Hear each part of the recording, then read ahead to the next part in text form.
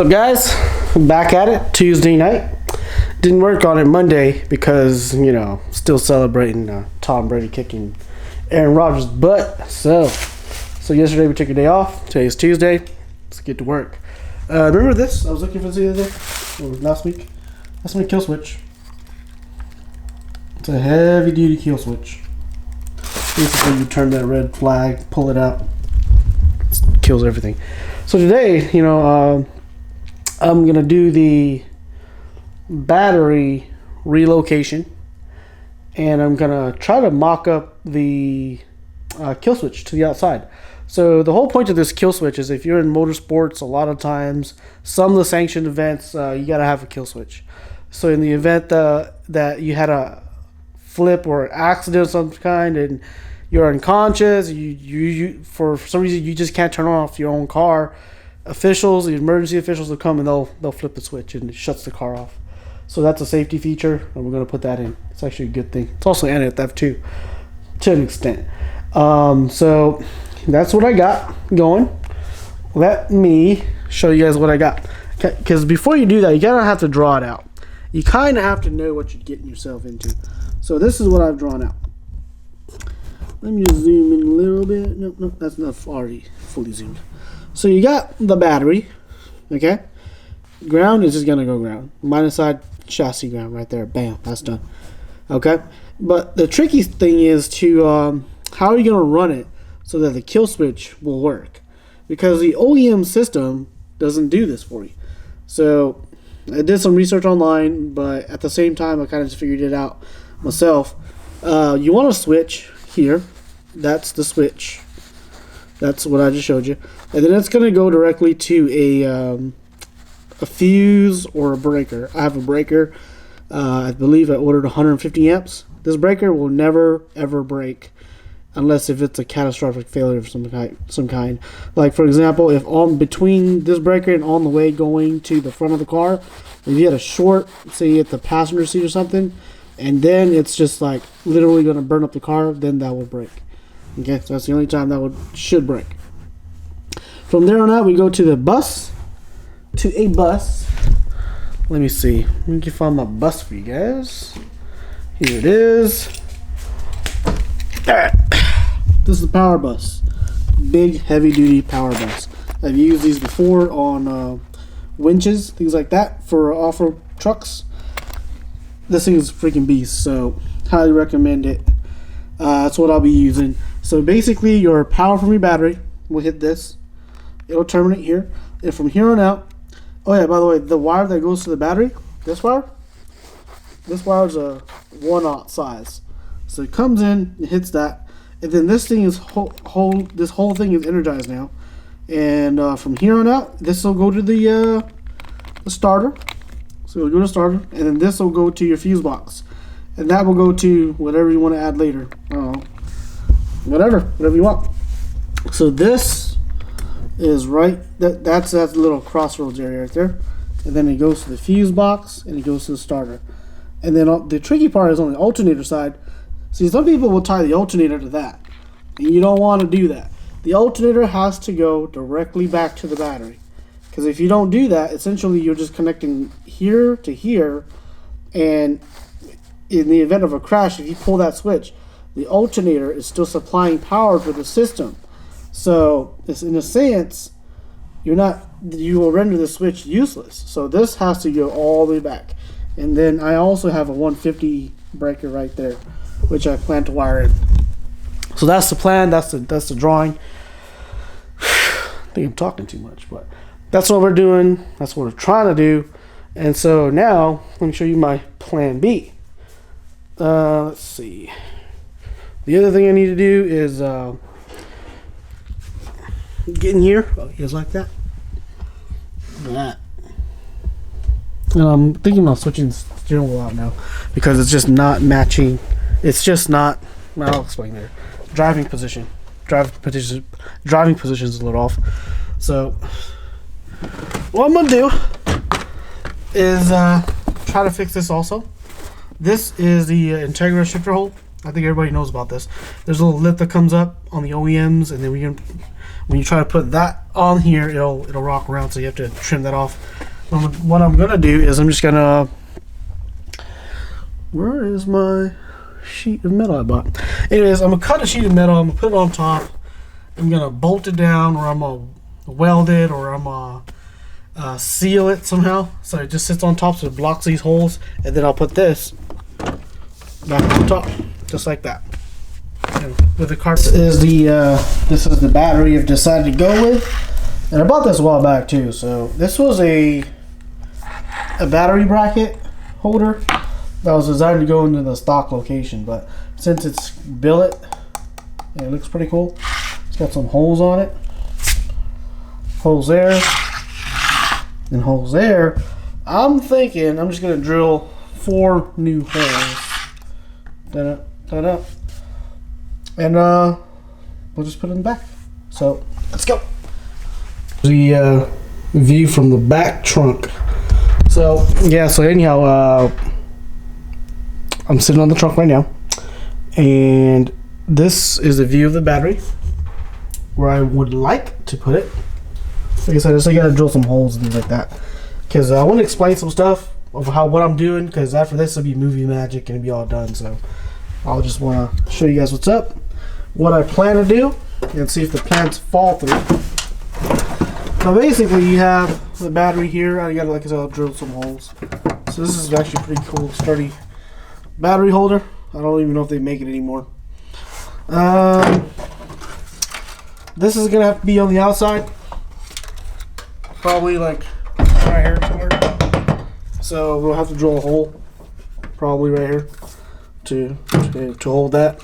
There's two holes on this, and that's probably how I'm gonna mount it, kind of like that. And then ground obviously just goes to ground. Plus we'll go to that or that, and then the other one will just come out to my breaker, which I don't have in front of me, and then we'll run the 2 lines kind of just like that, and they'll snake right over the tunnel, and it'll go right back over there. All right, guys. There's been a delay in the project because some of my parts I'd ordered, they showed up, they were the wrong parts. The sender sent me the wrong stuff, and another sender just straight up didn't send me everything I ordered. So those guys have been contacted, and hopefully they come through on their promise. So anyhow, let me give you guys an update of what I've done so far today. Kind of crippled today because I didn't go to work because I have a big, I don't know, stomach issues. I don't know what it is, but stomach cramps. It's not cool. I get it every once in a while. Anyways, there's the battery. It's mounted, and I got 2 little breaker boxes sitting on top and to the side of it. And as you can see, those are the big 2 black lines. They kind of just are laying there right now. They'll come out, and I'll put the power bus right there, and from there on out I will run a 4-gauge wire from that bus to the starter, and I'm gonna run pretty much this 1-aught all the way to the alternator. So I have to find a way how to sneak that through, or I'm gonna have to drill another hole through the firewall, which is not a big deal. There's already so many firewall holes already. I just gotta find one, or I'll drill another one. One of the 2. And on top of that battery relocation part is pretty much done. I have the switch kind of mounted on the outside already. So it's mounted on the outside trim piece. I still have to get the 2 black sides to just kind of put them in and see where we're at with that. So that way we're not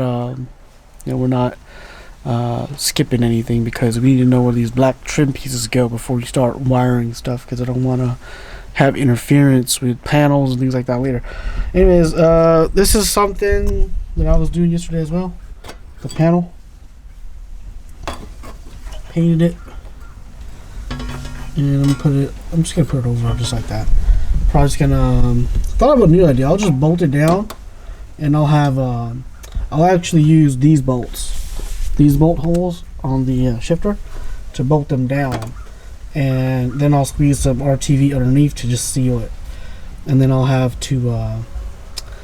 probably have to do something a little bit different on the front, but it's still in the works. Still haven't decided exactly what I want to do yet, but that's what I'm working on today.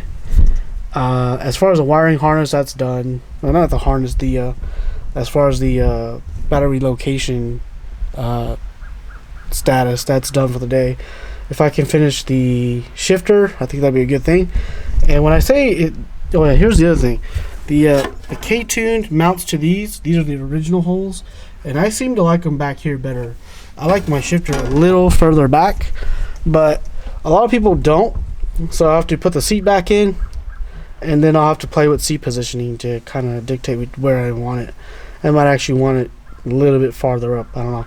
So I'll put the seat back in. I'll sit in it, and I'll make a decision, and then we'll go from there.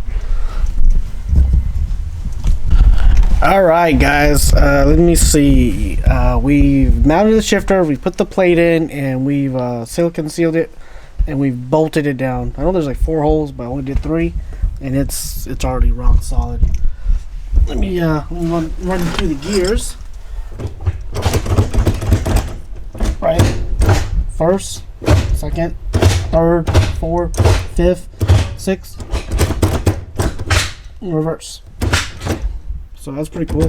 I have it. I've got it kind of pointing this way too. Instead of coming straight back, I got to come in at like a 45. I think it's a little better on the driving angles or creature comforts for that matter. And then I got the steering wheel. Steering wheel's on. This is the Sparco. I think it's 215 is what it is. But what it is it's also mated to a Works Bell system, or quick release system. And then it goes to the OEM equipment. So with that, with the Acorn, but basically with the quick release plus the Acorn steering wheel, if you still have the OEM shifter, if say this is installed the OEM shifter spot, it'll actually be about 2 inches this way. But I'm already pretty far. If you look at it from that angle, I'm already pretty far forward already. So I had to mount the shifter actually 2 inches back, and overall it actually looks better. It actually looks way better, and it works better too. At least for my driving style, it works better. I don't like to, like when I go into first gear, I don't like to have my arms fully extended to get into gear. I just kind of want to go like that. You have a better range of motion, put it that way, when things are set up for me. So the car's set up for me. If anybody else jumps in it, it's probably not going to be set up well for them. But for me, it's perfect. That's what I want, and that's all that matters. So check it out. New carpet. I did do the armrest delete. This is aftermarket. I think it's from I don't know if Type R's came with this or not. But here is how I did the setup.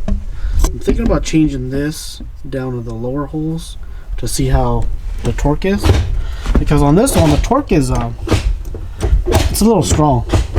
It's hard to shift with 2 fingers. You have to grab it, slam it in the gear. Of course, there's no oil in the transmission, so that might be a problem too. Let's see, a block off plate, and then the coin thing is out on the floor. And I have to get some type of a cigarette lighter installed over there. But the dash still needs to be bolted up. Let's bolt it on the left side. It's not bolted on the right side. So anyhow, about to go eat my ramen noodles, because when you build race cars, you ass goes broke. So I'm gonna get some ramen noodles. I thought I was lying too. Well, there it is, ramen noodles. That's what's for lunch.